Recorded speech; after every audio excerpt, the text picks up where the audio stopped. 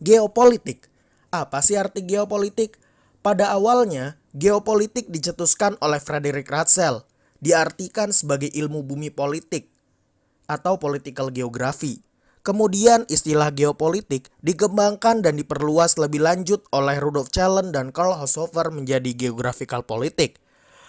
Perbedaan kedua artian tersebut terletak pada fokus perhatiannya. Ilmu bumi politik mempelajari fenomena geografi dari aspek politik, sedangkan geopolitik mempelajari fenomena politik dari aspek geografi. Kata geopolitik berasal dari kata geo dan politik. Geo berarti bumi dan politik berasal dari bahasa Yunani yakni politeia. Poli berarti kesatuan masyarakat yang berdiri sendiri atau negara, dan teia yang berarti urusan. Ilmu geopolitik adalah pengetahuan yang mempelajari tentang potensi yang dimiliki oleh suatu bangsa atas dasar jati dirinya yang merupakan kekuatan serta kemampuan untuk ketahanan nasional.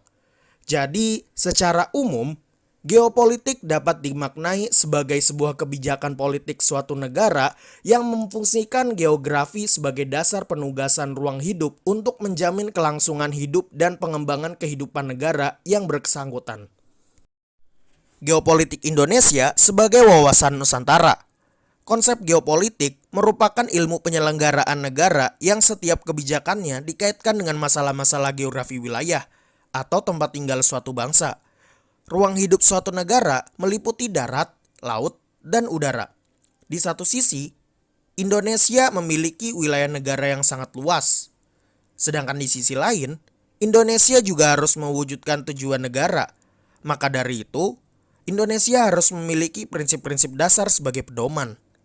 Pedoman tersebut sebagai pandangan atau wawasan yang menjamin persatuan dan kesatuan wilayah, bangsa, dan segenap aspek kehidupan nasional Indonesia. Secara arti wilayah, negara dapat dibedakan menjadi dua. Yang pertama, negara yang dikelilingi oleh daratan, atau biasa disebut juga sebagai landlocked country. Yang kedua, negara yang berbatasan dengan laut, yang dapat dibedakan menjadi tiga.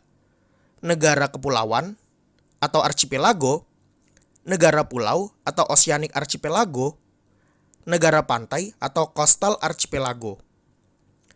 Geopolitik Indonesia dinamakan wawasan Nusantara dengan alasan negara kesatuan Republik Indonesia adalah negara kepulauan atau archipelago seperti yang dijelaskan tadi.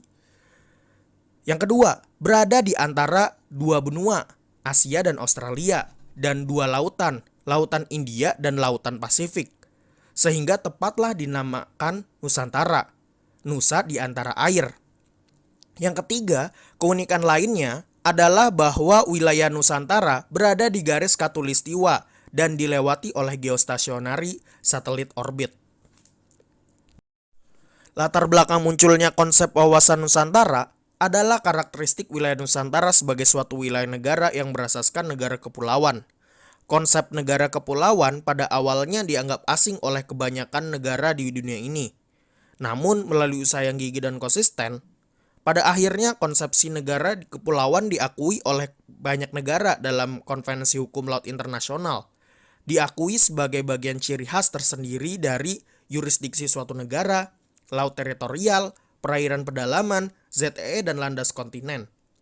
Adapun manfaat yang kita dapatkan dari konsepsi wawasan Nusantara adalah sebagai berikut.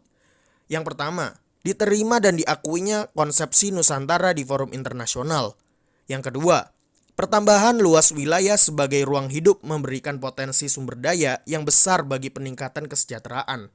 Sumber daya tersebut, terutama sumber daya minyak, banyak ditemukan di wilayah teritorial dan landas kontinen Indonesia. Yang ketiga, penerapan wawasan Nusantara menghasilkan banyak cara pandang tentang keutuhan wilayah Nusantara yang perlu dipertahankan oleh bangsa Indonesia. Yang keempat, wawasan Nusantara menjadi salah satu sarana integrasi nasional. Peta Laut Geopolitik Indonesia. Berdasarkan Undang-Undang Nomor 6 Tahun 1996 tentang Perairan Indonesia, negara Indonesia merupakan negara kepulauan. Kedaulatan NKRI meliputi laut teritorial, perairan kepulauan, perairan pedalaman, udara di atas laut teritorial, dasar laut, serta tanah di bawahnya termasuk sumber kekayaan alam yang terkandung di dalamnya. Berdasarkan hal itu, maka wilayah NKRI meliputi tanah atau daratan, air atau lautan, serta udara di atasnya. Berikut fakta menarik mengenai peta laut geopolitik Indonesia.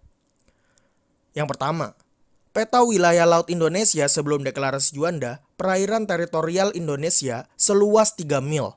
Yang kedua, peta wilayah laut Indonesia setelah deklarasi Juanda sesuai dengan Undang-Undang Nomor 4 PRP tahun 1960, perairan teritorial Indonesia seluas 12 mil. Yang ketiga, peta wilayah laut Indonesia setelah UNCLOS tahun 82, sebagaimana Undang-Undang Nomor 6 tahun 1996, bagian perairan atau laut yang terletak di luar dari perbatasan dengan laut teritorial selebar 200 mil. Laut diukur dari garis pangkal, serta lebar laut teritorial yang diukur. Senada dengan hal tersebut, Undang-Undang Nomor 5 tahun 1983 berbunyi, zona ekonomi eksklusif Indonesia adalah jalur di luar dan berbatasan dengan laut wilayah Indonesia sebagaimana diterapkan berdasarkan undang-undang yang berlaku tentang perairan Indonesia yang meliputi dasar laut, tanah di bawahnya, dan air di atasnya dengan batas terluar 200 mil diukur dari garis pangkal laut wilayah Indonesia. Yang keempat, ada juga konsep ALKI yang diajukan Inggris dan Amerika Serikat mengenai peta laut geopolitik Indonesia. Bahaya dan ancaman yang mungkin dihadapi Indonesia terkait geopolitik.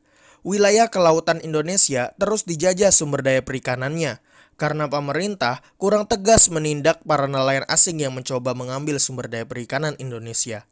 Terkait sengketa Pulau Ligitan dan Sipadan cukup mempengaruhi tingkat keamanan dan pemerintah harus bertindak tegas atas keamanan wilayah Indonesia, seperti banyaknya nelayan ilegal dari Malaysia atau Cina yang menambak ikan dengan pukat harimau di wilayah laut Indonesia.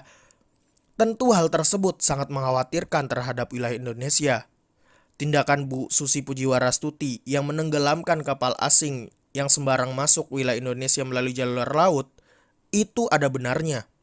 Bukan semata-mata karena kapal bisa dimanfaatkan untuk pemerintah atau yang lain, tapi itu merupakan tindakan tegas yang diberi pemerintah untuk kapal asing yang berani menambak ikan secara ilegal di wilayah Indonesia. Dan pastinya jika tidak ada tindakan tegas dari pemerintah, maka masalah ini bisa jadi akan semakin parah.